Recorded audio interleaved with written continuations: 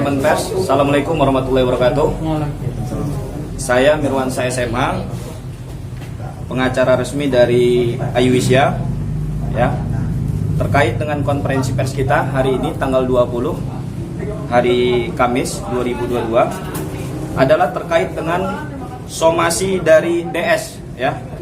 Pengacaranya mengirimkan somasi pada tanggal 14 Januari 2022, ya, terkait dengan dugaan penghinaan dan pencemaran nama baik yang diduga dilakukan oleh Ayu Wisya. Ya, konten-konten yang dipersoalkan itu mulai dari tanggal 23 Desember 2021 sampai 14 Januari 2022. Ini dilayangkan tanggal 14. Nah, dikasih waktu 3 kali 24 jam. Lalu kemudian karena kami tidak menanggapi dan membalas terkait dengan somasi ini, lalu muncul somasi kedua, yaitu hari Senin. Somasi kedua ini juga kami abaikan, ya. Dia mengasih waktu 3 kali 24 jam. Menurut kami tidak perlu ada yang diklarifikasi dan melakukan permohonan maaf, karena dia menuduh klien kita Ayu Wisya ini dengan pasal 27 ayat 3 Undang-Undang ITE, junto pasal 28 ayat 2. Menurut kami, klien kami tidak pernah sedikit pun melakukan pencemaran nama baik maupun penghinaan terhadap DS ini. Ya, kalau ada kesamaan cerita, ya, atau nama, ya, itu jangan baper. Karena secara sempurna, secara lengkap tidak pernah klien kita ini menyebutkan nama DS ini. Karena kami sudah mengantongi namanya juga secara sempurna, secara lengkap, bukan nama yang sebenarnya gitu loh. Sehingga kalau dia merasa ya itu urusan dia. Tapi pasal 27 ayat 3 itu junto surat keputusan bersama Menko Info, Kejagung dan Kapolri sudah menegaskan bahwa unsur pasal ini tidak bergantung pada perasaan korban, tapi bergantung pada apakah memenuhi unsur atau tidak. Nah, menurut hemat kami, dari seluruh video yang diunggah oleh klien kita, tidak ada satu unsur pun yang mencemarkan nama baik DS maupun M ini. Oleh karena itu, kami menghormati seluruh proses hukum yang akan dilakukan oleh DS. Dan yang anehnya adalah, kan kemarin itu teman-teman media udah tahu bahwa dia sudah membuat laporan resmi di Polda Metro. Ya, saya nggak tahu apakah diterima atau tidak. LP sudah terbit kok mensomasi klien saya, ini aneh. Harusnya dia somasi dulu kami sebelum membuat LP. Jangan-jangan LP-nya ditolak. Makanya kami abaikan somasi 1 dan 2. Jangan-jangan ada somasi ketiga lagi nanti. Ini kan Kamis. Ya, somasi hari terakhir juga. Kami sampaikan, tegas kami sampaikan, kami menolak seluruhnya. Karena tidak perlu kami meminta maaf. Kalau minta maaf atas dasar apa? Oleh karena itu kami menghormati apapun keputusan daripada DS maupun pengacaranya. Ya, sebagai warga negara yang baik, kami akan mengikuti seluruh prosesnya.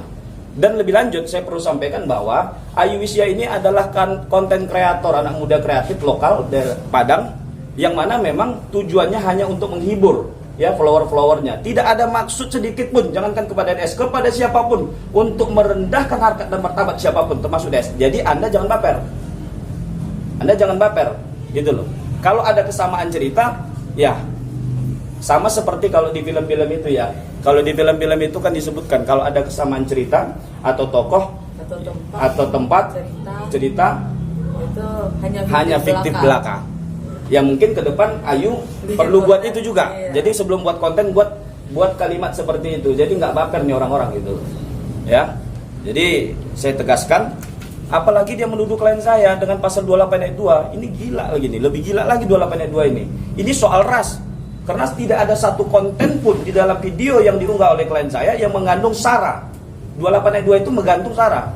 Jadi pasal 28 ayat 2 itu menyebutkan setiap orang dengan sengaja, ya, tanpa hak menyebarkan informasi yang bertujuan untuk menimbulkan kebencian atau permusuhan baik individu atau kelompok, ya, kepada berdasarkan sara, suku, agama, ras dan golongan tertentu. Ini lebih gila lagi, ancaman pidana 6 tahun loh, nggak main-main. Jangankan pencemaran nama baik, apalagi ini gitu loh, soal sara. Jadi Anda jangan main-main deh, ya. Makanya saya sampaikan secara resmi bahwa kami akan menantang dia juga. Kalau bisa masuk ini perkaranya, ya, saya perlu berburu sama dia, gitu loh. Karena tidak ada penyebutan nama yang sempurna, tidak ada menyebutkan nama secara sempurna oleh Ayu. Oleh karena itu dia jangan merasa gitu loh, ya. Dan tidak ada juga foto ataupun stitch gitu loh, stitch video yang bertujuan atau menembak dia langsung, nggak ada. Jadi ini baper dia, bawa perasaan gitu. Oleh karena itu kami sangat meyakini unsur pasal di dalam Undang-Undang ITE sama sekali tidak terpenuhi dalam perkara Ayuisya. Oleh karena itu saya menyampaikan sama beliau, kami menolak untuk mengklarifikasi dan meminta maaf kepada DS maupun pengacaranya. Oleh karena itu kedatangan kami ke Jakarta hari ini hanya untuk mengklarifikasi kepada teman-teman pers dan publik bahwa tidak ada pencemaran nama baik sebagaimana yang dituduhkan oleh DS. Mungkin itu yang bisa saya sampaikan. Bang, izin bentar. Kan kemarin di Polda itu sampai malam banget tuh Bang. Sampai jam 10 lewat itu laporan belum diterima maksudnya begitu. Mereka masuk lagi. Apa Abang udah dapat konfirmasi apakah akhirnya laporan itu diterima atau enggak? Ya, kan kita sama-sama dengar. Teman-teman media kan ada di sana. Dari jam 6 pagi, dari jam 6 sore, dari 6 sore sampai jam 10 lewat ya. Dia di Polda Metro, lalu kemudian masih menunggu katanya, ya. Artinya menunggu itu dia sudah konsultasi, tapi unsur pasal 27 dan 28 itu tidak terpenuhi.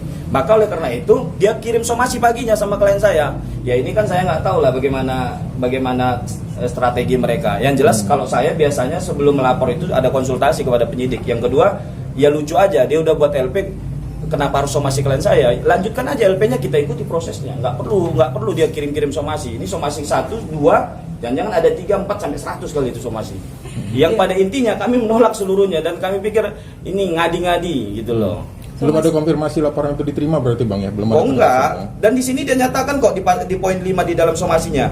Dia sampaikan bahwa apabila Anda tidak mengklarifikasi kurang lebih bahasa seperti itu, maka kami akan melakukan proses hukum sesuai dengan hukum yang berlaku. Ya lakukan aja gitu loh.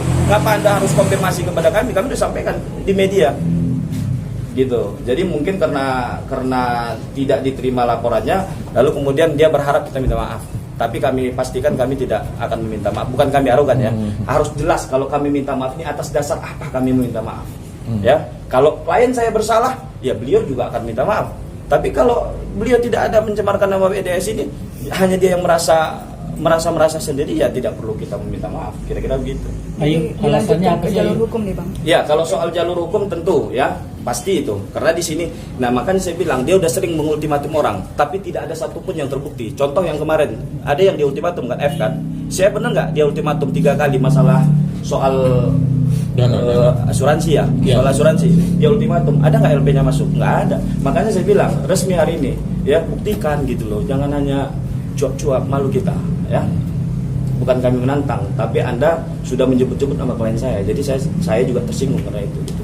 Bang kan udah somasi kedua. Kalau misalkan nanti ada somasi 3, 4 strategi dari ya, Abang sendiri gimana? Ya lucu aja udah kalau ada 3, 4 strategi kami jelas ya. Saya sangat memahami ya dasar hukum ya Undang-Undang ITE karena yang dilaporkan kan jelas di sini 27 pasal 27 ayat 3, junto pasal 28 ayat 2 Undang-Undang ITE, Undang-Undang 19 tahun 2016 atas perubahan Undang-Undang 11 tahun 2008. Turunannya diatur dalam SKB 3 Menteri, juga ada yang terbaru Surat Edaran Kapolri nomor 2 2021. Jadi saya sudah mempelajari seluruh dasar hukumnya bahwa ya persoalan pencemaran nama baik tidak tergantung pada perasaan korban, tapi bergantung pada unsur delik, apakah ada unsur pencemaran nama baik atau penghinaan yang diduga dilakukan oleh klien saya. Kenapa saya sangat yakin klien saya terbebas dari perkara ini? Karena klien saya tidak menyebutkan nama DS maupun M ini secara sempurna, secara paripurna. Sehingga tidak bisa langsung dikaitkan bahwa ini adalah DS itu gitu loh. Nah, makanya saya sampaikan, perlu saya pertegas bahwa unsur pasal pencemaran tidak bergantung pada perasaan korban, tapi bergantung pada apakah ada unsur pencemaran baik dan atau penghinaannya. Mungkin dari gitu Ayu sendiri mungkin sedikit komentar Kak. Ya.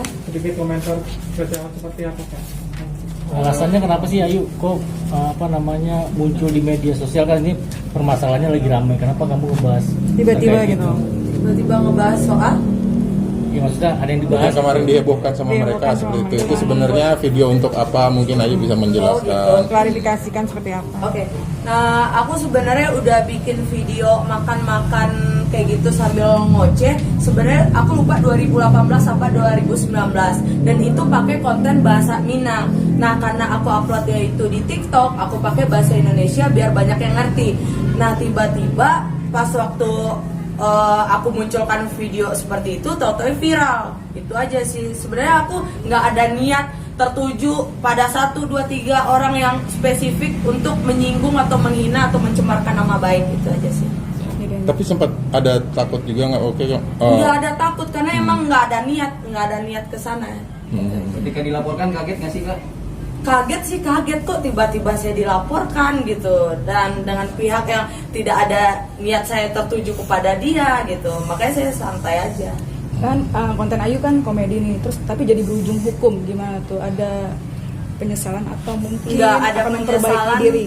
nggak ada penyesalan. Mungkin setelah ini ya benar kata Bang Mirwan tadi, mungkin sebelum konten next ke depan kalau saya ada nyebutin nama atau tokoh atau cerita apapun, saya bikin di depan. Mohon maaf kalau ada kesamaan cerita, nama, tempat yang sama, itu tidak ada niat. Fiktif belaka. Hanya fiktif belaka itu aja sih kayaknya. Tapi Jadi pada- itu aja perbaikan konten saya mungkin. pada akhirnya kan banyak juga dukungan buat Mbak Ayu juga di kolom komentar segala macam, diunggah ulang, banyak juga komen yang mendukung jangan takut segala macam seperti itu. Seperti apa menanggapi netizen itu? Sebanyak yang suka, sebanyak itu juga yang nggak suka sama kita. Sekarang kita ngejalanin aja deh. Kalau dia pihak sana emang mau ke jalur hukum ya ayo. Tapi kalau cuma somasi, ya siapa aja bisa disomasi gitu sama kuasa hukumnya. Tapi kalau ini memang sudah ke jalur hukum, ya kita hormati, kita ikuti proses hukumnya itu aja. Yang jelas proses upaya pelaporan ataupun proses hukum ini tidak menghalangi kreativitas daripada klien saya. Itu yang perlu saya tegaskan. Tidak akan sedikit pun menghalangi kreativitas yang akan dilakukan oleh, bahkan ya atas kejadian ini mungkin beliau akan lebih kreatif lagi ya. Dan saya sampaikan dan saya tegaskan tidak perlu ada rasa takut ya.